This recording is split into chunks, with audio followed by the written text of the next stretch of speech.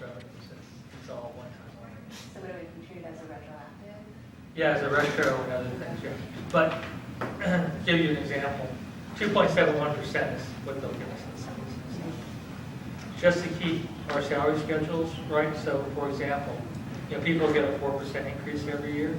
Some people move a class. To keep up with that, it costs us about 2% every year. So I've got to find 2% every year just to keep people's salaries whole. So if I'm only getting 2.71%, I'm not doing too good, right? Because what if we have increases in medical? Last year we didn't, but this year we probably will. And other things. Where are we going to get that money? Those are my fears all the time. Right? And if that's what we get this year, the following year, where are we going to get the following year? So those are things that are very difficult to deal with. There's $60 million for growth. We're not getting growth. We haven't grown in a long time. Okay, that's also a bad thing. And then there's a hold harmless. We're in what we call a hold harmless condition, which we get a base plus COLA. Okay, and I'll explain the base plus COLA in a little bit.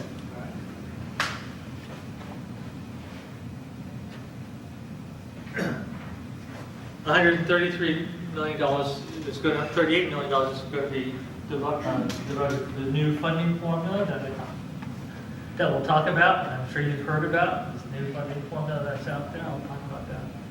$120 million for that online community college, which, of course, is designed to take students away from us, right? Use it for the statewide college. And $35 million for online education grants and other things.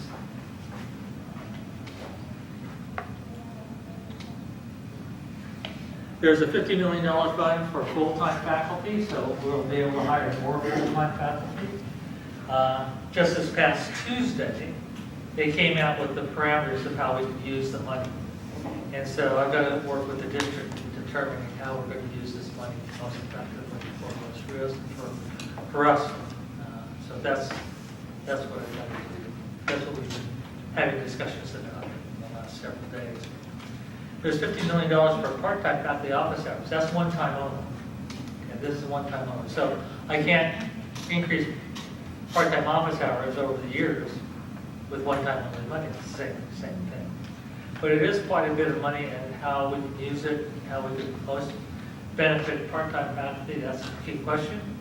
The problem is that the state chancellor's office has not released the funds or given us any indication what the parameters are for spending these funds. So we're waiting.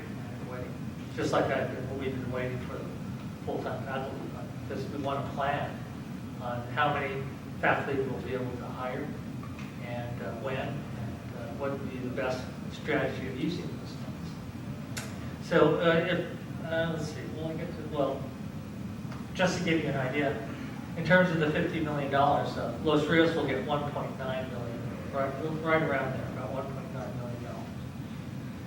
And that, we can hire quite a few. The minimum number that we're supposed to hire above, replacement, is 25.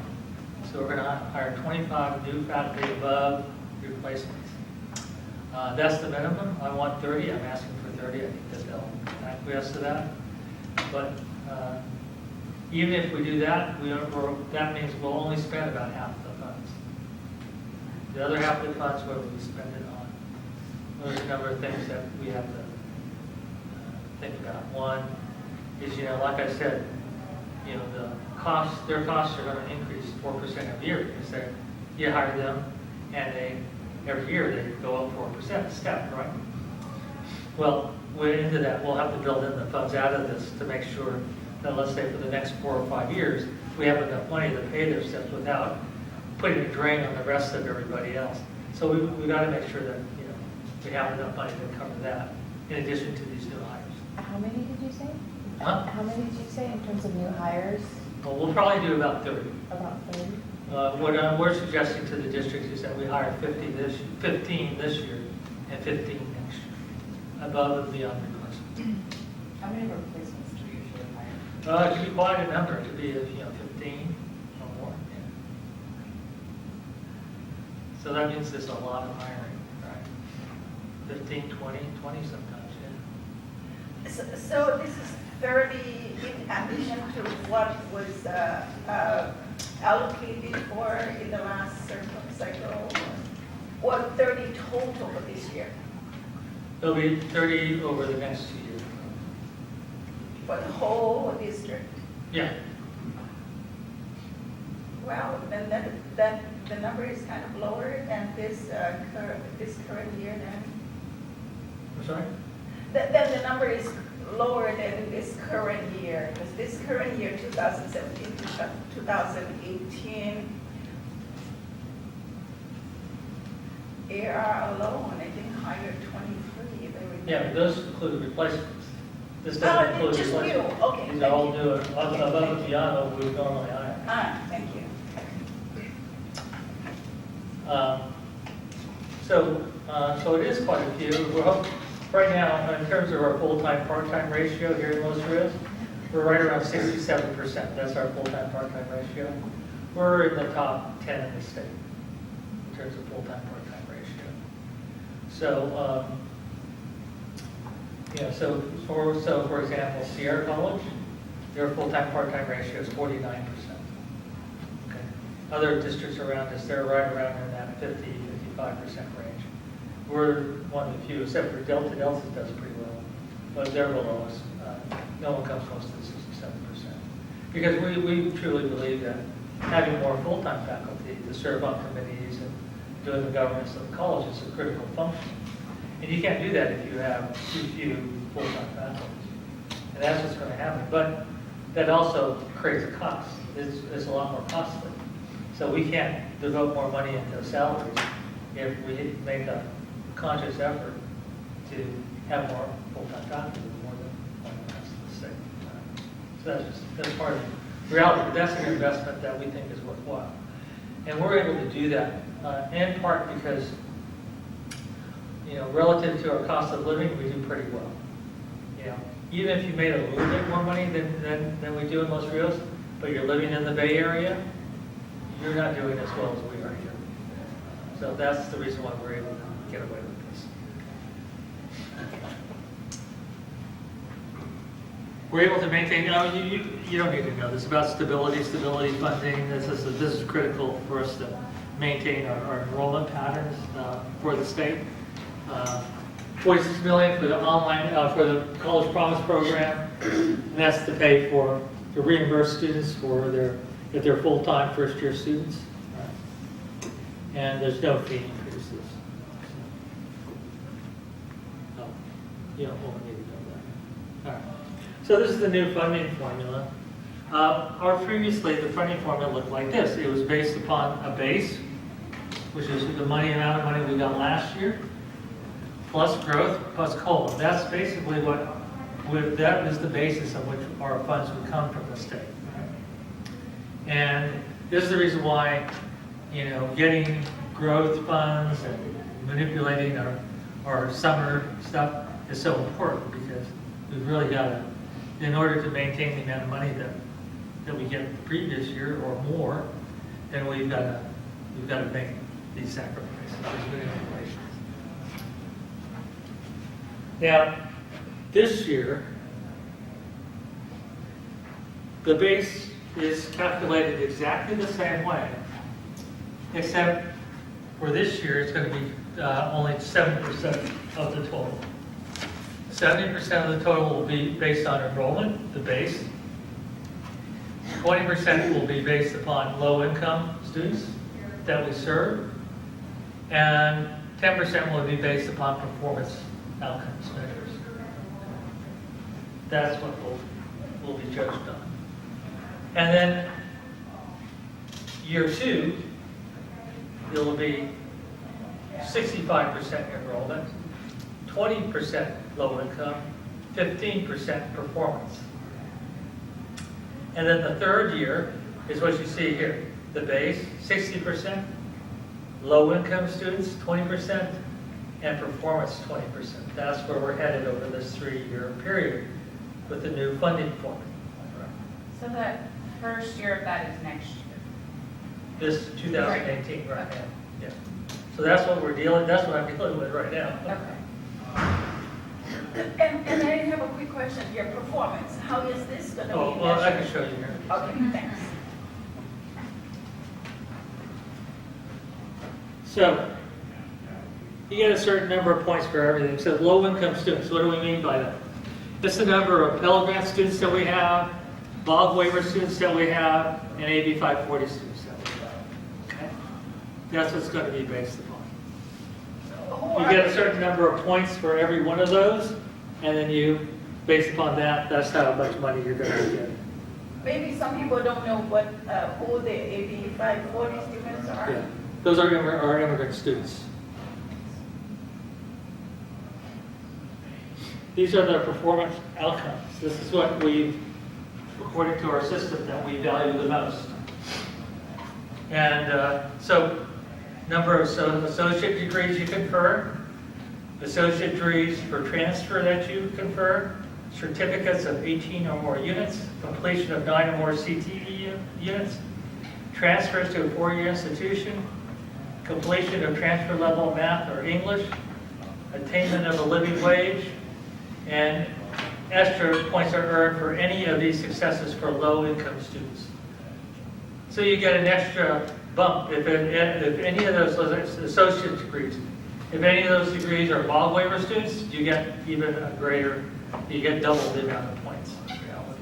Are those kind of weighed equally, those bullet points? They're a little bit different, yeah. So CTE is a little bit different, depending on the amount of workload and the amount of units that's required. Okay. So what if there's a student who receives the associate's degree for transfer and transfers? Does the Yeah. student get counted 2 times? Okay. Yeah, exactly. So you want to hit as many marks as you can? You try to get as many marks as you can. Okay? So this is what we, I guess, value for performance, because that's what we're going to be judged on, right? And that's going to be reflected in our budget. And so, my concern is that we have so many students that will never get a degree. They're never going to transfer. What about them? Do we care about them anymore? Yeah. Do we not value their progress in terms of education, even though they don't graduate? That's the problem I have with this whole thing. It has a very narrow definition of what's success, right? And what performance we're being judged on. And so, to me, truly, how many are involved in AB 705? Anybody? Some of you. Beth? 705. So it's very clear that we're not going to value students that are low performing. Because we're getting rid of remedial education, so they have no pathway anymore to try and get better. So basically, if you can't get through English or math with the transfer level within the year, basically we're telling them, you don't need to be here. Which is not what to me, what we were all about. We always say, with us at community college, we take students wherever they are, and we bring them as far as they can go. Now we know they don't care about people where they are below. They just get rid of them. That is not what I think is what community college is all about. And that's the big argument that's occurring at the state chancellor's office with the LRAP capital, which I make all the time. So, I have a quick question on the CTE units. yeah. So let's say this semester you have a student who completes 9 units. Next semester they take another 3 units, so they'll have 12 units. Do you get to count them again? Or is like... No. Okay. And especially, just the number of points is small if Okay. you take a look. Okay.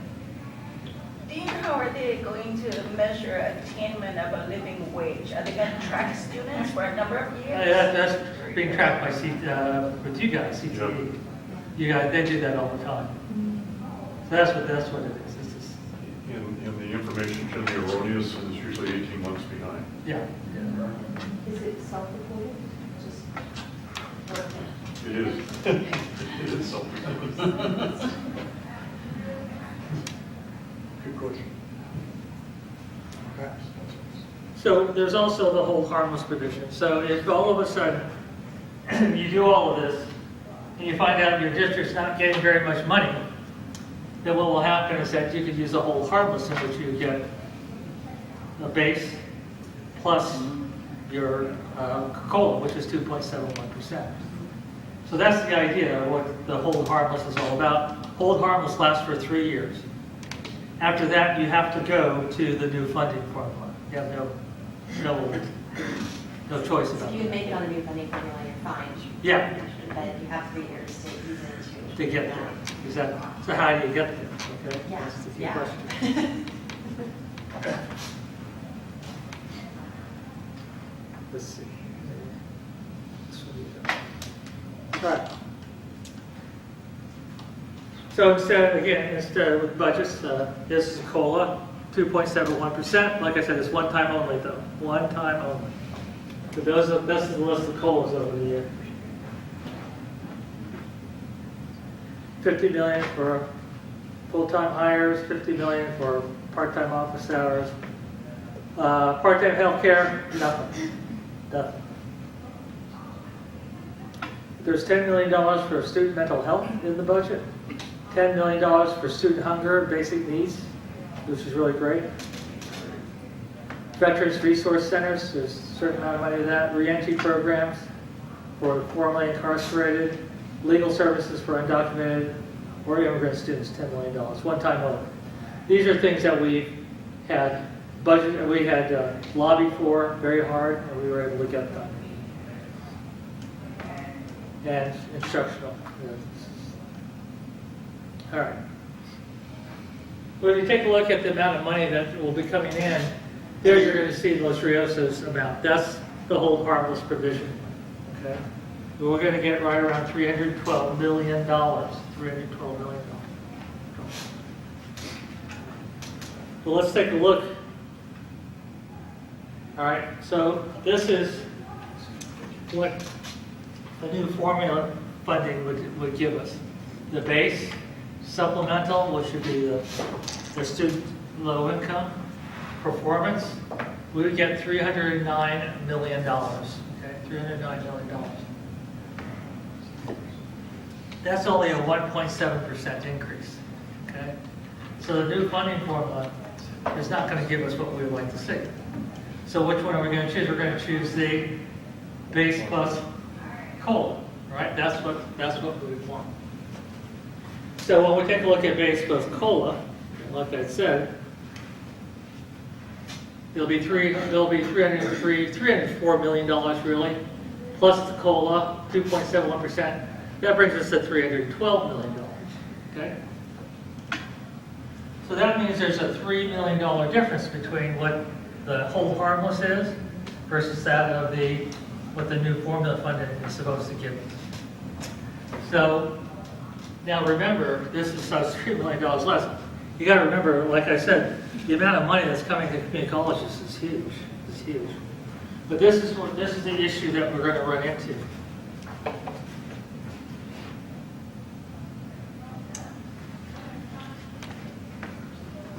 In 2018, we've got last year's base, $304 million plus COLA. Okay. 2019, we'll get that year's base of $304 million. It doesn't go up at all, plus COLA. So if COLA comes in at 2.71%, we're going to get exactly the same amount of money as last year. What's our COLA going to be? I think it's going to be right around 3% if I was to guess right now. Okay, last year's base, $304 million plus COLA. Okay? So how are we going to pay for all the pay increases, the salary increases that are occurring, healthcare costs, all the other costs? How am I going to pay for that every year? Each year we're going to get further and further behind. Okay? And so if you take a look, 2021 we're going to have the new funding formula, and we'll probably be about $6 million less than we were the previous year. That doesn't look too good. So that's the whole thing. Can I guarantee you that I can go ahead and give you a salary increase based upon any of them? You know, can I commit new money to things that are long-term investments? It's going to be impossible for us to do that. It really is.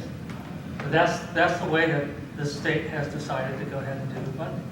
Well, wouldn't our funding theoretically have the potential to go up if the performance measures transfers went up. Right, so that's what we'll have to do. We'll have to try and get a way to increase our performance measures. Right. But at the same time, if we get rid of our low income, at least our more vulnerable students, those are going to be not only will we decrease enrollment there, which is bad, but we also decrease our bog waiver students because they're all bog waiver students. That's bad. So that's going to hit us double. So are we going to be able to keep up in terms of, even if we're able to change things? Okay? So things like, this is the issues, things like we could stack degrees, stack certificates, we could do all this manipulation, okay? But all I ask you is, does any of that make it any better for any of our students? Does it make their education better? Does it make them better? Or are we just gaming the system? Right? That's what we're doing. At the district budget meeting, I had the opportunity to be in there with Dean, and one of the things they were immediately talking about is going from 18 units to 16 units to the certificate. And they were figuring all these different ways to game the system. But at some point, you'll run out of the games, and at some point, we won't have the student base, because everything that we're doing is depleting our student base. And it looks good on the surface until you start looking in the weeds. It's scary. This is the gigantic, so I see, this is truly, and I make this very clear, you know, I'm not afraid to speak my mind at the district level, right? Actually, you were one of the few people, you were the only person until you spoke your mind, and then somebody else finally worked with what you had said. But everything, Dean was very articulate. He went through pretty much this isn't the meeting we had. The meeting we had there was very curt, and it was no explanations. It was just very dry. And then Dean asked all the obvious questions that he's asking here. And I'm new to this, so I'm sitting there waiting for their response. And there was no response. There was just silence. And then Dean continued to bring it up. And at some point, they had to answer some basic things. There really was no response, but they never denied that this was what was going to happen. So you can see, I see us moving to a very dark place Yeah. in terms of our budget. Our future does not look good at all. And so, I'll do everything I can over at the state level and at the capital to try and change things so that we don't have this impending disaster that we see on the horizon. So I have a question for you, because you say that you see this as taking us to a dark place. Do you think that's what the state intends for us? Yes. The state is intending to implode the community college system?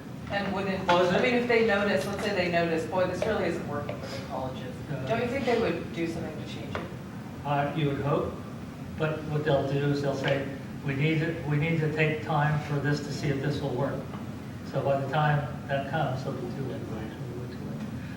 But this is intentional. Truly, this is intentional. They're following a corporate model agenda. That's what Guided Pathways is all about. Achieving the Dream is all about. That's what all this stuff is all corporate America, Illumina Foundation and others.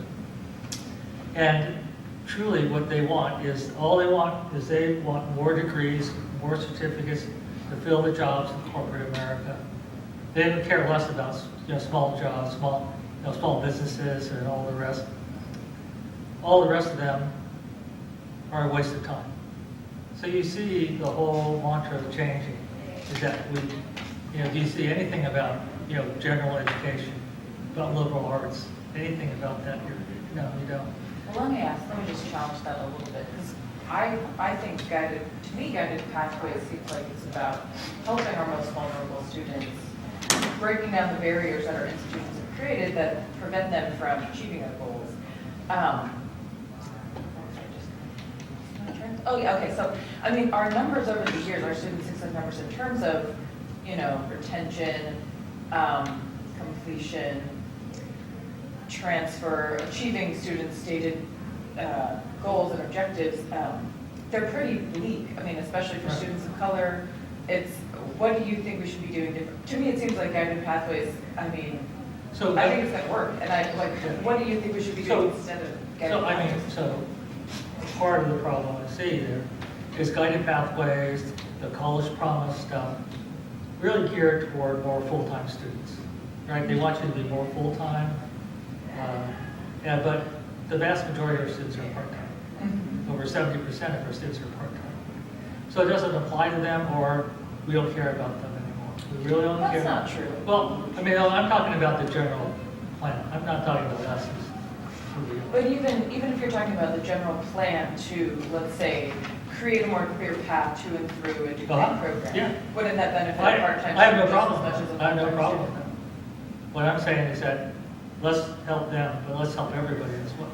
I fully agree. You know, so what we're doing is we're leaving those that are not after a degree, maybe not even capable of getting a degree. Sure, that I They're not I can see that informed by the point. system Yeah, anymore. That's what I complain about. sure, it definitely prioritizes degree completion. as Yeah, well. so what do you see as success there for those other 70% of the students that we actually teach? Yeah, Right. yeah. You don't see it at all. The data from the Foundation for Community Colleges, California Community Colleges, show that more than 50% of community college students are working adults and families. And so what Dean was saying is basically, you know, if you look at guided pathway or AB 705, you're looking at full-time students who can devote time. And Dean's been saying this at the Chancellor's Cabinet's meeting as well. What happened to all the other students? The other half, at least half, or more than half of the students. What are we doing to help them? I think the Guided Pathways program, I was a co-chair of the IPASS committee. The work that we did to build a system that's going to support students through the degree program will help all students regardless of what their But full-time only if they want to have a degree. And a lot of students are here to get, like ESL students Sure. or other students who have their degrees already, or people who want a CTE skill. Sure. Are those who And I are did left see- out of the. Well, no, picture. because on the performance measures, 9 units of CTE or an 18-unit certificate program, those were measures of success. On CTE, a lot of my students come in for one class. Sure. And that affects our completions, it affects the numbers. The other thing that take into account is the basic English, the basic math. Those classes are gone. Right. So how are they going to get to the certificate and the degree if they can't even have those classes? Well, I mean, if you, like, so with the basic math and English, the idea is maybe we don't offer a full remedial pathway, but we place those students who would have been placed into a remedial pathway into English 300 transfer level with support. So the idea is contextualized learning, where maybe students, whereas they would have had to take, 3 semesters for remedial English and likely would have fallen out of the pathway and we would have lost them, now we can get them through this. That's the idea. I mean, Yeah. you're But trying what- it out. The The key problem question is, is what about those students that can't get through? Because it's Right, way that's beyond their that's a measure. good point, yeah. What remedial class are they going to now have to go ahead? Yeah, that's a good question. I mean, yeah, basically we're telling them, you don't belong here. Well, I don't know about that. Well, I mean, if they don't have the classes, the remedial classes to get them there, then where do they go? Right. Adult ed or someplace Right. else. But to your point that some students come to take one class, what about the new funding formula would preclude a student from doing that? I mean, it's not like we're saying you're not No. allowed to take one Oh, no, class. not at all. They can, but it's going to affect our numbers, and it's also going to affect the numbers in terms of the new formula. the performance based, because Right. they, 9 Because credits. they're or not more. like counting towards the performance. That's Right. correct. Sure, but they are counting towards the enrollment, which is 70% of the formula. There should be a way to piece that out, like in this whole system. These are our percentage of students that have come in and just taken one class. That these are the, we wouldn't call them outliers because there's a big group of them. But that then you look at the performance of those who are sustained, students who sustain their college career. They go on for semester after semester and still don't finish or finish. And those are the ones who should be looked at for. The ones that are trying to persist and they're not persistent because things aren't in place to help them persist. But these people, because I'm in a CT program, we have this, they come and take one class, then they're off, they're working. So yes, those shouldn't affect us, but gosh, we have, technology to look at that piece. Why can't that be the solution to this problem? So it's part of it. So what you're saying though is not pathways, because I'm with you. I Yeah, see a pathways. lot of great things that are coming with pathways. Right. but it's the bigger picture, there's these things that can come in and derail us that need to be addressed right now, as opposed to 2 years from now. And we haven't talked about the online as well. And that's a huge part of this. That's Those are our based on students. college. Right. Right. They're not going to count towards us. And the other piece, They won't count towards our numbers if they're not online colleges, state level. Is that correct? Yeah. and the other piece is, you know, if you come, as you were the basic skills chair, maybe, yeah. So you know, there's a huge number, I think the last time it was told was 70% or more students cannot do college level work. Right. And we can all say that, oh, we'll give them a lot of resources to help them do everything in 1 year. But let's remember this, if you start with here, and the college is here, how much can you do in 1 year? Even if you say you streamline or whatever, if you, ESL department has always gotten requests from people who teach subject area courses like history, science, engineering, and so on, even tech, CTE, who say, what do we do? Our students can't read the manual, can't read the material. And so you can contribute to the numbers for the performance if you have students who can't read or can't do the basic things. 1 year is very, you know how many people have learned a foreign language to the college level and can perform well at a college level? In this country, really, what is percentage? So can you do it in 1 year? I don't think so.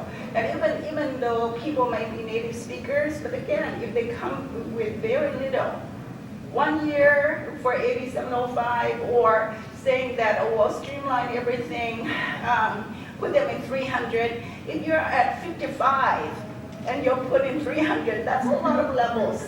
That's true, you but skip. if you look at data from other colleges who have done it, it works. And students who are put in the transfer level with support, they succeed at higher rates than if they had just gone through the path, like the whole. Right, who are those students? Student background information, are these students who were selectively, somehow were able to persist? I think student background information is the other piece we need to look at. Who are these students? Because we know numbers can be manipulated. Right. They can, That's the true. subjects can be all those who are already getting there. Know what I'm saying? Yeah. Or here full-time, getting wraparound services. And Yeah. So I went to a really good program that did a cohort, and so it was through early education. They worked with the general education departments, and they created a cohort degree program where they worked with ESL. They worked, and the ESL instructors supported EC, and so all the assignments were related as much as they could to their ESL courses. And they finished their coursework in 2 years. It was very successful. They interviewed all these, there was mainly women, I think they're almost all women, different languages, and they interviewed them, and they talked about what a difference this made to them, because it all made sense, it was integrated. We need more of those models, because many of our Yeah, ESL I completely agree. students want to have CTE careers. They just want to get themselves into the job market. So, Yeah, and teaching ESL, I should say, when a student can't understand anything, and they say, I want to be in, CT, whatever, 300 or whatever, and then we have professors who contact us, what do you do? My students don't understand anything. And I think that's the thing. The thing is, if you have students who are ready, students who can work full-time, can study full-time, 1.5ers, yes, that can be done because they can devote their time. But if we have, as our population is right now, we have people with degrees and just need to improve their language skills. But work full-time, we also have people without degrees who work 2 jobs with their families. And we also have people who can't read, but they want to be in community colleges. A lot of people from Afghanistan, I don't want to stereotype this, but there are a lot of people, and so we have a very diverse population, and so I think when we say, yes, our students who are in that kind of program succeeded, we probably want to look at what kind of ESL students, because there's a huge, the diversity is just incredible in terms of who ESL students are, who the immigrants Yeah. are. These were very diverse because I watched them on this, but they didn't have our newest immigrant population in there. You said some of the colleges were successful. Do they have the same immigrant population that we have here? I'm not sure. I went to a presentation from the English department, and one of the slides was, I don't know. Yeah, that's a good question. I'm not sure. Was it from California? Was it from other states? I don't know. Yeah, But so- this was English, not ESL. Right. But yeah, Right. Yeah. this was, yeah, good question. I can just say that in the 3.5 years being through our program that we have now, it's a real challenge to get to college level or coming in as a year level student. Even as it is, and shortening it is huge. You know, yeah, it's a real challenge. We found in my department, if we try to shorten things, or we have a pathway that takes 2 years, and we try to get it down to 6 months, 9 months, whatever the case may be, you don't have the time in between learning, practicing, and speed and skill development. If you're just throwing all to them at once, it doesn't stay, and it's not a good fix. They're overwhelmed, yeah. You gotta have the time. And if you try to do something in a year, it's very difficult. Have to be really thoughtful to see. Yeah, it's a matter of, like I said, we want to help all students, not just a certain population.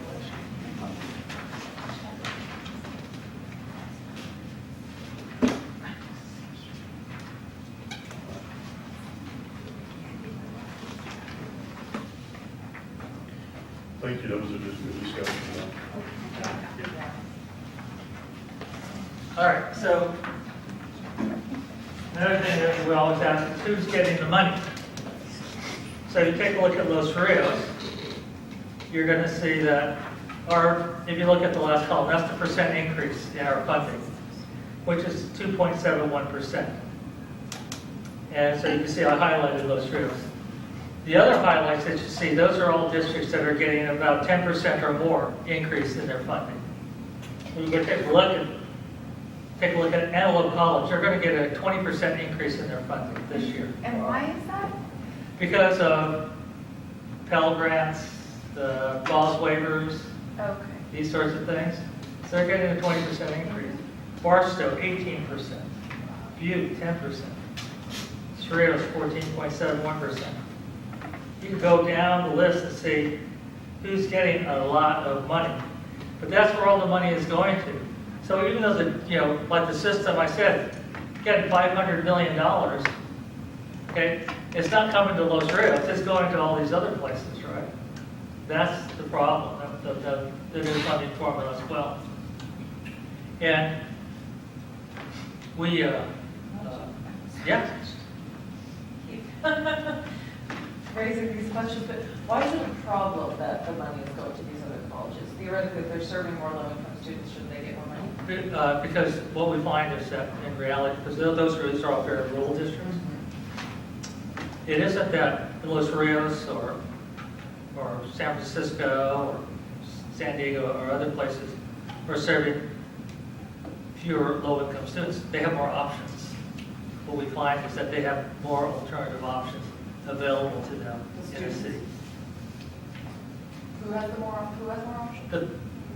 The more urban districts. Okay. They have a lot more options, they have a lot more, social services that are available, and Okay. many other things that are available to them.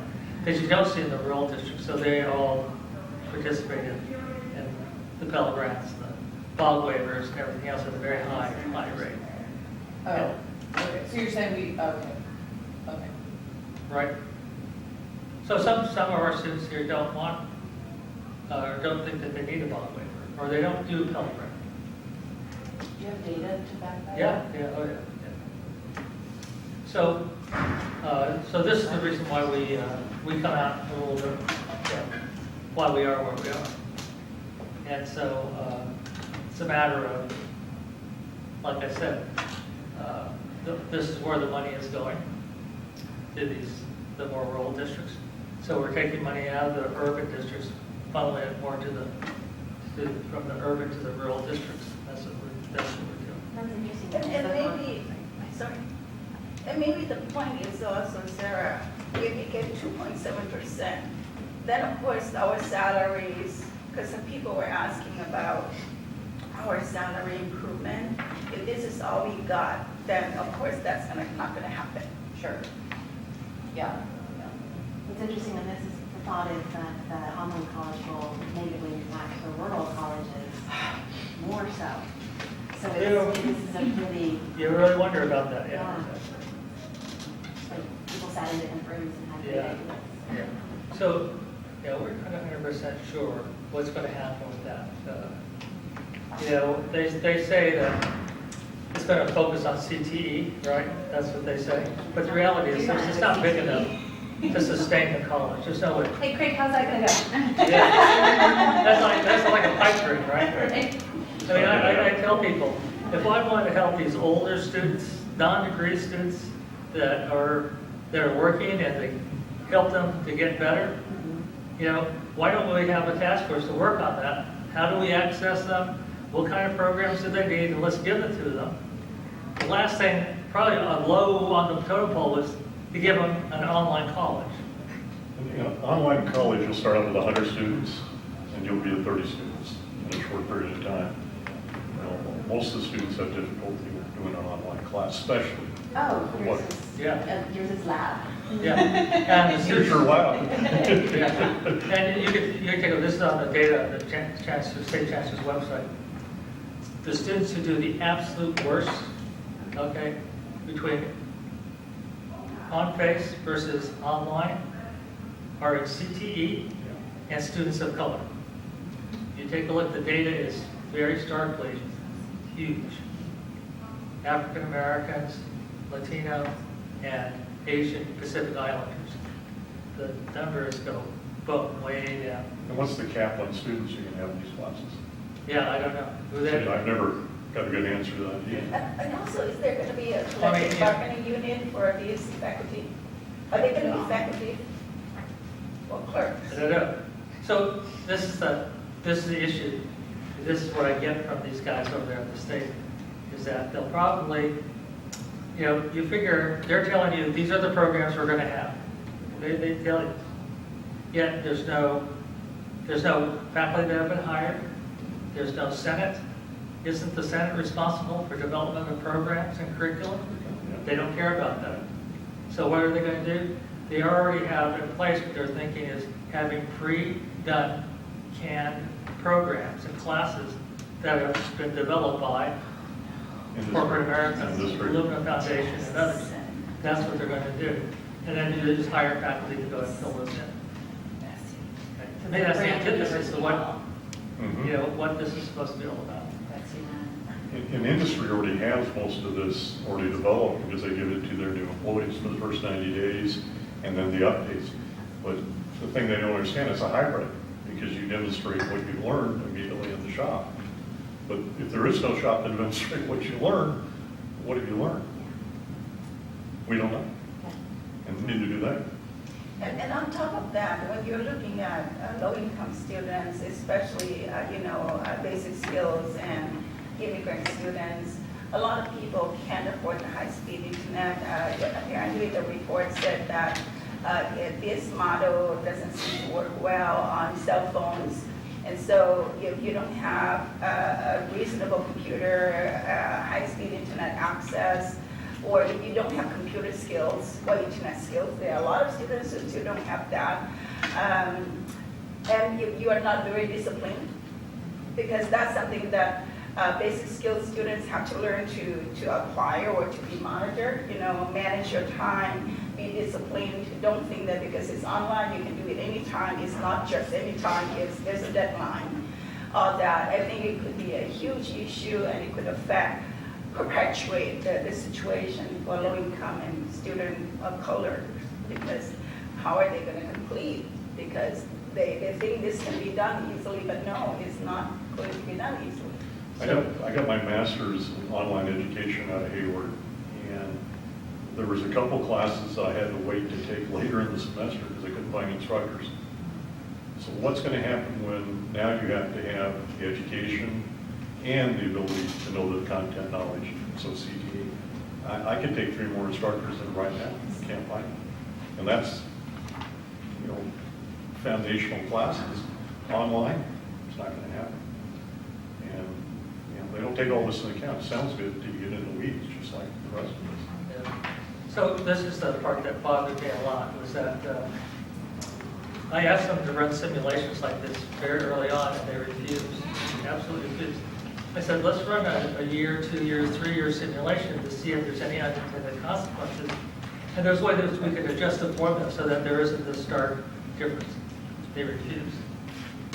So we were going in blind in terms of just having blind faith that this new funding fund is going to work great. Okay? And that was my biggest complaint with these guys, is that, hey, let's take a look. And, you know, the last time we had a change in the funding formula, I was a part of it.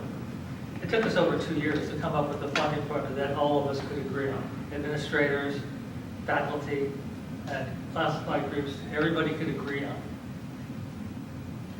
This is all done within a semester. So, At the chancellor's office? By the state chancellor, and with no input from faculty. So- Zero input from faculty. 3 years down the road, when all this hits, and we're short, let's say 2 million, where can we cut? Yeah, we'll be cutting classes. Yep. Or, you know, full-time, part-time, something, and overload. Yeah. Well, We'll yeah. have a choice. Yeah. So that's the reason why we have to really work carefully and see how we can best manage our funds. And see what we can do. How can faculty best work with the earn a living wage, whatever that means, category? It's the labor market data, it's the centers of excellence, you know, feeding data, but what about English teachers, what about humanities? Yeah, So how do you, So this is the problem, is that they wanted to compare us to the state living wage rather than the local living wage. oh, so it's a whole federal problem, like, Yeah, that's a gigantic problem, right? Because if you're in a very low-income rural district or very poverty-stricken district, how are you going to meet the living wage standards of the state? So it would be almost impossible. You know, so we're trying to talk them into let's compare it to the local living wage, so that at least you're not going to be and is it the local living wage disadvantaged, right? of that occupation or that industry? Yeah, Or is of it just that a industry. blanket? Okay. Yeah.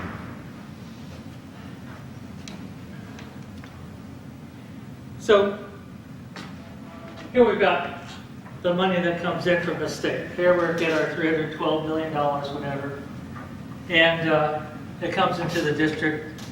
Out of that, about $304 million will actually come in for money that we could use towards salaries and benefits and other things.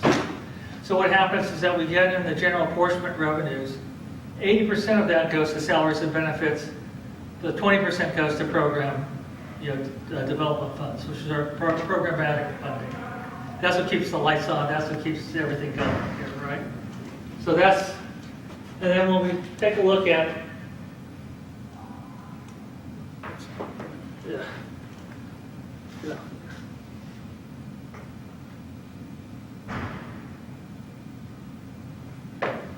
Then we go into the salaries and benefits. Okay. Then there's the staffing costs. We have to pay for the additional sections. We pay for additional instructional services, counselors, full-time faculty, new classified. There's a certain amount of money that always goes towards that as well, right? That's almost every year. So when we hire those other new faculty and all the rest. Once we have that, we've eliminated the staffing costs. Then it goes into what we call the 3 buckets. These are the buckets. This is the bucket system. So we have the faculty bucket, the classified bucket, and the administration confidential. So right now, the faculty bucket's 63.17%, 63% of the total amount, which is really, we're the lion's share of the money. Classified is about 28%, and then administration is about 8%. So we're the lion's share of that. So. But what's the ratio between administrators and faculty? Do you know? Well, it's the same as 63% versus 8%. Okay. So Yeah. So Now, this is in the general apportionment funds. This is the part that's collectively bargained, all right? Administrators classified and faculty can be hired off of a lot of the different categorical funds, which is SSSP, equity, guided pathways, and others. They can hire administrators, that they do. They hire lots of administrators, but it's through those funds. We have no control over those funds. That's not part of this, okay? This is through our general appropriation funds, not through categoricals. Categoricals is separate. The only ones that we can control are those that are devoted for us, is devoted specifically to faculty. So I do have some level of control over the full-time faculty budget item and the part-time office hour budget item. So those we negotiate, we work with the district to see how we can spend that money the most efficiently. So the money for full-time faculty, they're not going to hire any administrator out of those funds. Now, the $1.9 million that's coming to Los Rios, there will not be one administrator hired out of that. It'll all go toward the faculty budget. So the faculty number as a percentage, 8.38, isn't really accurate when you take in strong workforce and other money coming in. So that funding isn't part That's of that not part of percentage.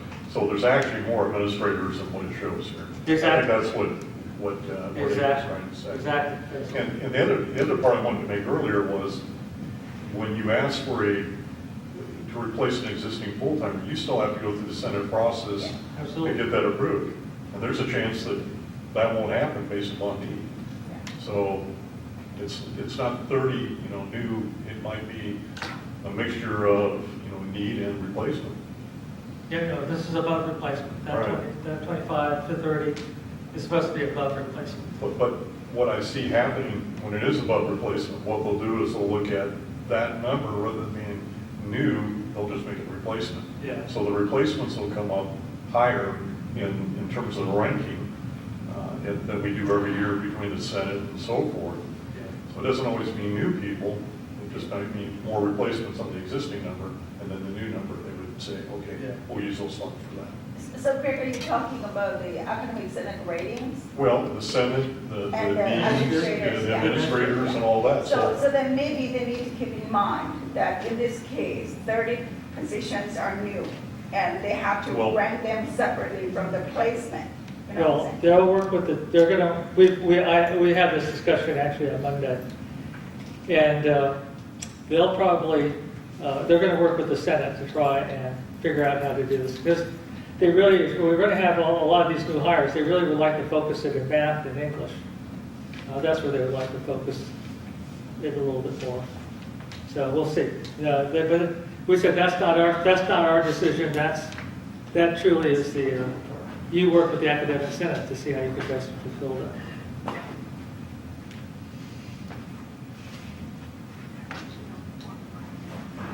So when you see what comes into the bucket, okay, truly we're about $15 million, $15.7 million more than what we were last year. It's really great. Plus, some of it's continuing, some of this one time only. We also get lottery. So right now, above what we had last year, we're about $17.5 million in grading, which is great, which is really great. It should be a lot larger though, it should be. We wish it would. After that, there's the cost. Okay. So with the faculty bucket, there's going to be a cost to we'll have other revenues. We have carryover, salary savings, other things that will come into our bucket that will increase it a little bit. But then there's the cost: medical, dental, STIRS, PERS, class step increases, stipend adjustments, cost for adjunct office hours, medical, contract priorities that we have. There's lots of costs that occur that we have to give out. And then after all of that is all paid for, then that can go toward the retro and salary schedule increases.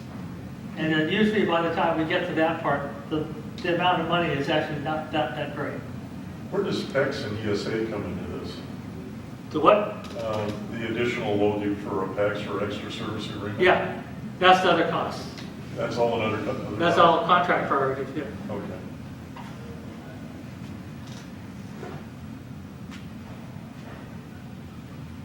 So as an example, these are the projections that we kind of make. That our second column costs are about $2 million. Medical increase is about $500,000. We didn't get it last year, so that means we'll see a very definite increase from that probably this year. So we're setting aside that. STIRS costing us $2.3 million. We have a catastrophic leave program, part-time office hour, part-time public service, other costs, and the cost for a 4% retro for you next year is almost $6.5 million. Oh, is that already been decided? Huh? 4% retro has already been decided? A minimum of 4%. Oh. Yeah. That's what we're setting aside for sure right now. wow. If when revenues come in and we take a look at it at the end, what the actual numbers are, then we can decide. It could be more than that, might be less, but it'll probably be 4% or more. And so that's the cost for that. So all of a sudden, we've used up in terms of all those new revenues, about $12 million of that, which means in reserve, we're going to have $4.4 million in reserve. And so that's about 3.7%, which is pretty reasonable. Okay? But we need the reserve because what was going to happen if all of a sudden, we always do this, well, if the state says, oh, we don't have enough money for this new funding formula, so we're going to have to give you 10% less. Well, that's not very good. If all of a sudden we're in, February, March, or something like that, we need a certain reserve to make up if the state all of a sudden doesn't come through with everything. Or if there's some expected cost that we didn't foresee. All of a sudden, the medical costs come in way above what we ever thought. It's a double-digit increase rather than a 4% or 5% increase. That could happen. It could happen. So we need a certain level of leeway to make sure. So that's the reason why we have that reserve.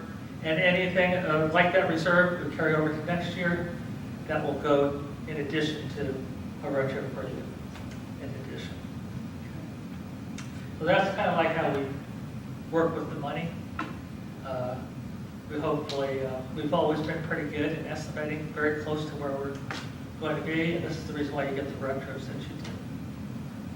Yeah. So Dean, based on this, what is your best crystal ball tell? What does your best crystal ball tell you in terms of salary improvement for this coming year? Oh, there will not be any. There will not be any for the next 3 years. Start saving. And then the fourth year, will we go down by $3 or $4 million? Then we definitely will not. Well, we don't know that we're going to go down, because there could be enough improvements. We'll not be able to make up a $3 million difference, no matter what we do. That's a lot. That's asking way too much. So this is so we'll monitor that. We'll watch. We'll look at it every year to see where we are. Hopefully, we'll get closer rather than further apart. The direction it looks like it's going does will be further apart than closer together. But we'll watch it. So we'll base it on the actual numbers. Because that's what Los Rios always does. That's what we always do. We don't base it on what the state promises they'll give us. We wait till they give us the money and then we decide how that's going to go. So we've always done that. That's the way we've been relatively, we're a relatively conservative district, but we value fiscal stability. And for faculty, as a part of the union, that's one of our top priorities is fiscal stability of this district. So we're not going to go after salaries and things that will put this district into jeopardy. That's just not a value that we hold, as long as I'm around anyway. We think that that's better because you see a lot of problems in other places where, like in San Francisco and some others that are near bankruptcy.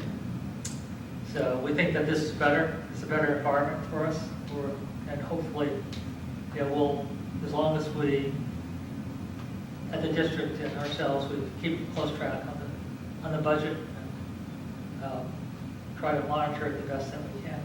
We'll do that unless something goes way out of whack, which my fear is that 3 or 4 years that it may be way out of whack. I'm hoping not, but I just have to be realistic and see. And if I see that, is there a way that I can work with the state chancellor's office and the state capital to try and, try to soften that? Because I'd rather do that now than wait till later. So that's the reason why, On the medical and dental increases at 500,000, that seems pretty conservative. yeah, it is. So I doubt that that'll hold for the next 3 years. Oh, no, well, that's only for this year. Right, but I'm saying. Yeah, as for we move 500,000. forward. That's probably true. So would it be a good statement or a good explanation to give faculty who feel like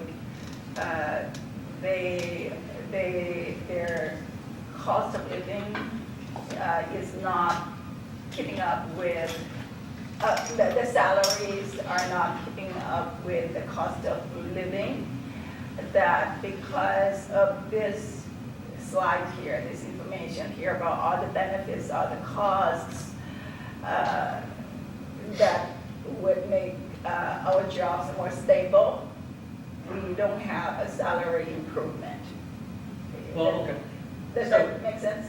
Yeah, well, okay, so, like I said, there's certain things that we value,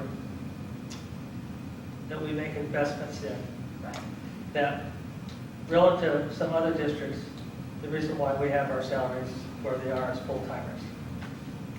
The reason why we can't get COLAs is simply because we're getting a one-time only COLA, that you can't make a COLA based upon one-time only money. That's just fiscally, Should really be called. improved. Yeah, it should be, it's So- a big COLA. It's a big COLA. But the reason why, in the long term, the larger picture, I said, the reason why we are at where we are with our salaries as full-timers is, one, is because of the full-time, part-time ratio. We're willing to invest more so that we make sure we have more full-time faculty, okay, to do the governance of the college. There's a cost related to that. That's part of the reason of it. The second reason is that we believe that in equal pay for equal work. And so we're much closer in terms of pay parity for our part-timers than most other districts in the state. We're willing to go ahead and do that because we believe not only in pay parity, we pay for office hours, we also pay for college service, which many other districts don't do in the state. Some don't pay any office hours, period, for part-timers. Where does that money go? It goes into their full-time salaries. So we're not willing to do that because we think that that's a value, that our part-time faculty play a very critical role, and they're as professional as anybody else. And they deserve the equal pay for that equal work and the equal opportunity. So that's the reason why we try to have pay parity. We pay for their office hours, we pay for their college service if they're doing that, because we think that that's just fair. And that's a cost to them, though. So that's another reason why we can't add lots of money into our full-time salaries. If you take a look at some districts, it's pretty sad what they do to their part-timers. We've got one district that pays, I think it's like $50 an hour, flat rates for their part-time faculty. There's no scale, there's no salary schedule, it's only that. If you work there for 50 years, that's what you're going to get. All the rest of the money goes into full-time salaries. Okay, we're not willing to be there on that end either. So we think that we're on the fair end. We think it's a good balance between what we're getting as full-time faculty and what the part-time faculty would deserve and our working condition. This is truly having lots of full-time faculty is a working condition. Having all those faculty, all those committees and everything else, having lots of variety of input from lots of people, we think that's critical to this, the ability of this college to do its work. And so we value them, but there's a cost. So if you're a part-time faculty, please do take a look at the first two items and the first two items and the wages. That's what he was talking about. This is actually what Linda's need, a part-time faculty who's been with the RCLP for a long time put together. So the first two items are exactly what he was talking about. Yeah.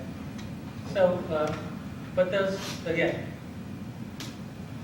these are values hopefully that people will share. And I think that I think we have a decent balance. We can't have it all one way or the other. For us to improve, we need to get more money from the state. It's not in Los Rios. We got to get more money from the state. Because it goes through the system, our system and our buckets. We're going to get all of us share in the increase. We all share in the decrease. That's just the way it works.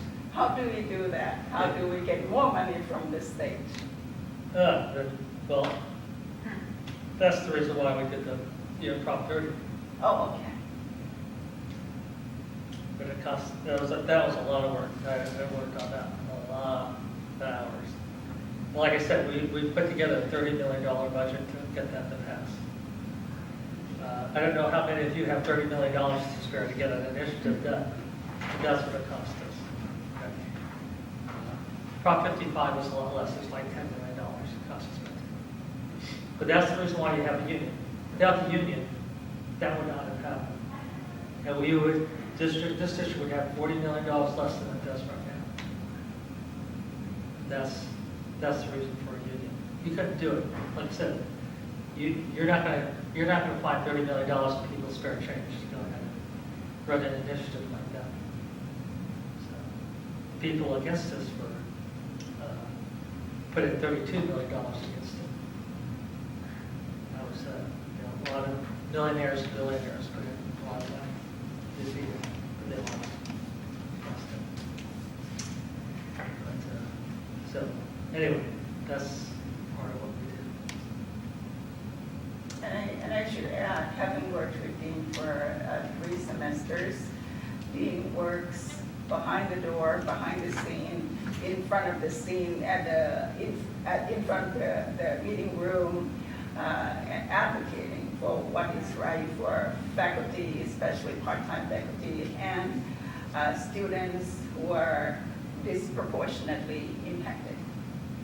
I think we are fortunate to have Dean as our leader. So anyway, that's our budget. Hopefully you get to learn a little bit more about our budget and how it works. The reason why it's the way that it is, and the reason why you're not going to see a COLA increase in the next year or two unless things change. This is a really good breakdown. Thank you.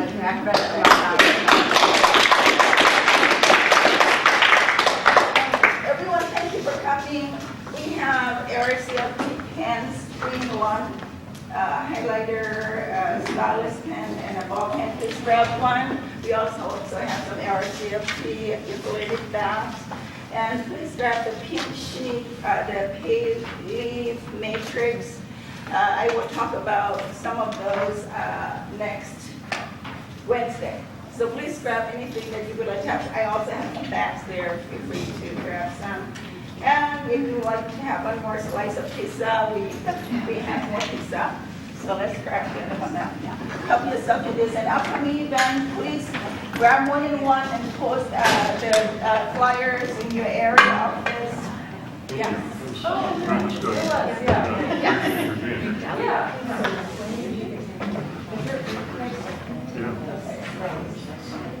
That's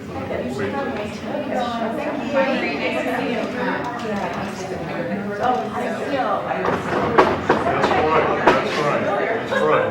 You should be in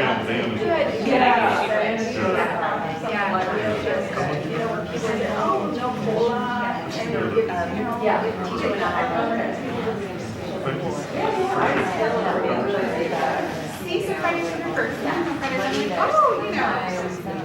Good. You already have some time.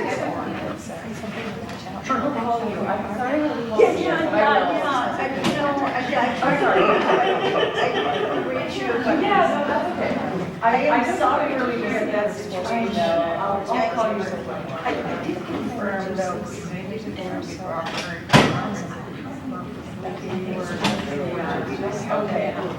Okay. But I think if you want to say, well, let's, if you want me to communicate, that's the kind of mention. That means that they asked us to go over that because that's just something they don't teach. And Cheryl on Friday. But Depending on how that goes, I may ask you. there's Sure. And you know, because you're, is that department already? It's, well, no, it's just whoever wanted to come from the library plus those folks. There's not gonna be like many. Yeah. Feel free to let me know if you Oh, would okay. like me to participate. Oh, because okay. I saw a lot of meetings at different areas, different departments, people wanting to meet me. Yeah. Oh, okay, well, okay. Yeah, Okay. okay. Oh, great, okay, thank you. Okay, that's really great. Yeah.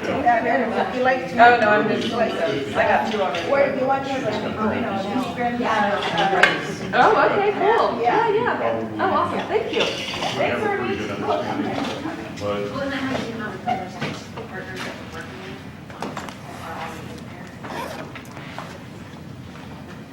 And you need to teach, right? Yes, I do. Yeah, just take the stuff and I'll clean out and stuff and teach. I'm part of Yeah, the Oh, you can, Bring them. that being said, I got the link, the way else I wrote this.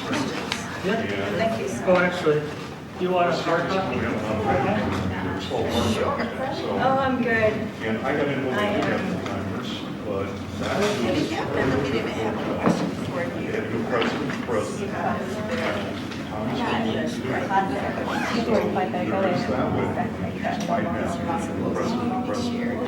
Do you need help? And I said, I Yeah. know. So I just wanted Oh, no, I'm good. Thank you. Payroll is to use count. That means, How does that work? right, We went Frank right, over. right. We went Thomas over. Right, and then they get the. Yeah, if you'd like to take some walks, some more drinks. I mean, it's amazing. I signed up to do that, yeah, in October.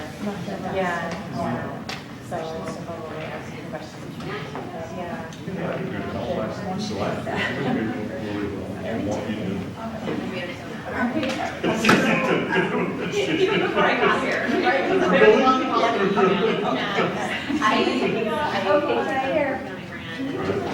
Oh, thanks so much. And you can help, Craig can help you now. You sure? Thanks so much.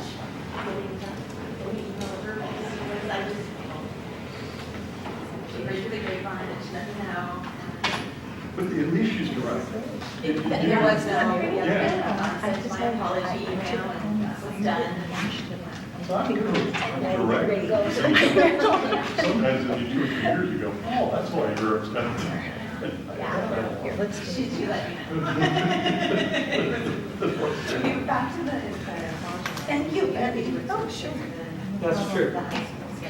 Okay, so But what they said was. that's the, okay, because every high school is a little bit different. So you take it, their start time and their end time, okay?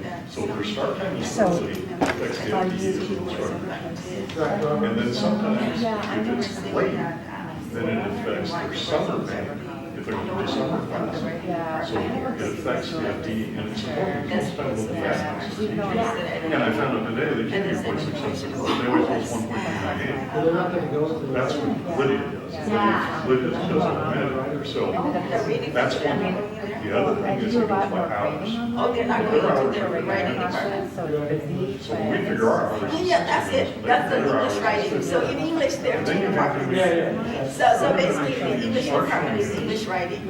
So they have two, so they're going to the English Yeah, so department, which it's is 108 the for us, English for writing class department. 54, so it's 108. So- 108 so- yesterday. Yeah, when they say English, it's really the writing So- program. So we're usually They off say about reading is the English 10 reading. hours we're off. And so what they were saying was that, and so what they are saying is that they were All told in that the has last to sort of be meeting spelled out incorrectly. with Because they their have thing to on that. when you're between And again, I think it Rios makes sense, I and think what City. Roger, what Doug is saying makes sense, but they're not happy because this is So what the only email that Robert real said. problem So what Doug is is finding saying the is right that, instructor. You can do all the rest. for example, Find Sue students is that work an every hour. year, she's not going to be there, she'll be at the bottom of the English department. Doug is saying that he's gonna go by the seniority number that people have. And then nobody Instead of pays for it. saying if you're. So, yeah, but nobody can sue me for it. That makes sense, but that's not making no sense. And everything else. And then They do that. the instructors that they're have to go by, even though it's, we're paying for the instructor, it's their facility, their rules, and they have more. So if Doug says, and again, oh, now I'm nervous, that so if Doug says, That's huge. That's huge. That's not the area. Right. Both reading and writing. And I was your test case, so we got that figured out. Nobody will Except cover for reading and what is- go to the bottom of the list.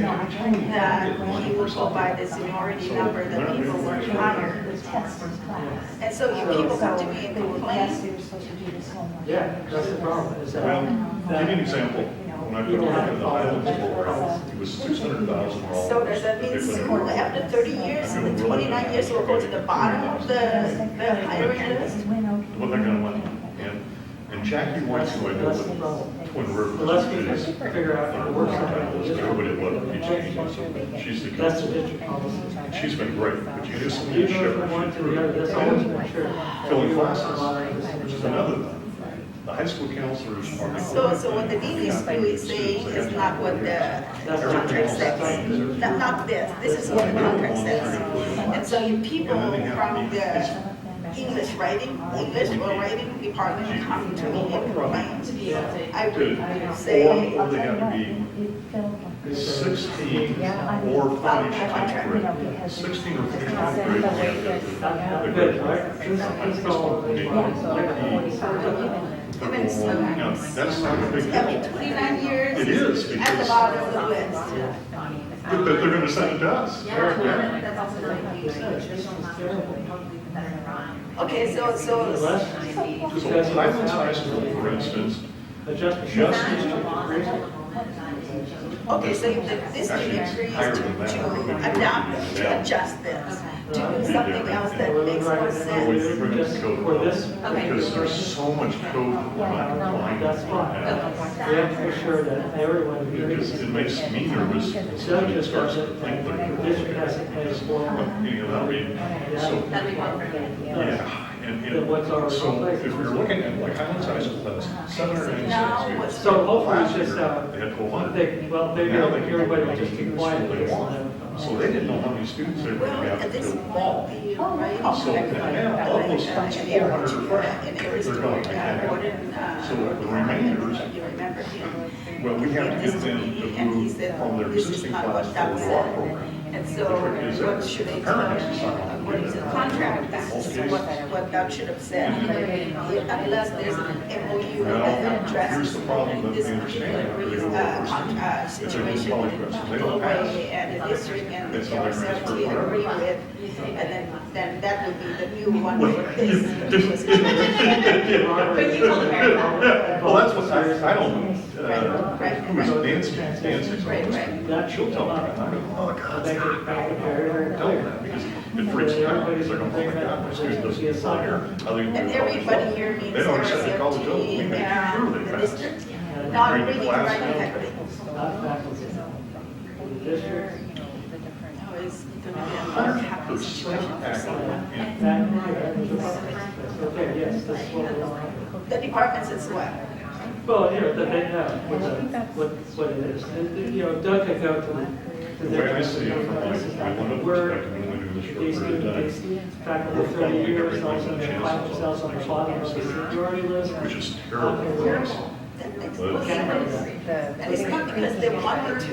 Yeah. No, exactly, but that's the policy. That's the whole thing. So if I, as a faculty member, If you ask transfer to questions, CRC, I'm on the bottom list. So that would take me to another situation. That is, in gerontology, this is what we call it, they help with the whole IBA process. So what some people were, well, what the dean, Stephen Boyd and Trouble is, Rena, I started doing all that kind of stuff. and Ryan C. Because I thought, well, I can skip down the shit on the street, and then one all around. And I don't know what this is. So at this point, they're saying that what we are going to do, because the world. I've taken all the intro out, I've taken out an assumption And of what they should know for because she 4 years. said Carlos inflated the FTE or What it was, they didn't know all the stuff whatever, that you're thinking. and to get down 6 reassigned time total for it might not work again. Now that we are in this situation where everything is, looked at more carefully, more closely. So she was saying, what if they become part of the psychology department, your department? So if they go to your department, they would be at the Let me bottom. answer it this way, because I know what you're doing, I did. And it didn't work, because, for instance, I still didn't know molecular, basic electrical. And I found out they were working in the industry for 50 years, they didn't know it. They're part of the behavioral social science. Well, they knew it because when they did this, they always did this, but they didn't know why they were doing this. So in accounting, they might know, well, I But get English, years because just if I plug say it in English here, reading is it does English this, reading. but I don't understand, how it is to. Gerontology is a separate For me, it department. did. It's a Maybe for different you, it would department work. from psychology. Yeah, so it's human services. But they've always been a part of it. Don't, so you I'm think wrong. that there's a Every possibility every that time. they may not have to go to the bottom? Okay, There could be a possibility. well, hopefully so. Because I would warn her that this is a possibility that she might go to the bottom, she might not go to the bottom, she doesn't You know. get a chance, call me, call, she had to visit these programs. I'll show you what we did, how we did it. Anyone else new or then The anyone, last thing I do is at the high school, Tiffany's, the answer. nobody else is newer than that? She is. Very Rios good. still Very, very working. good. And then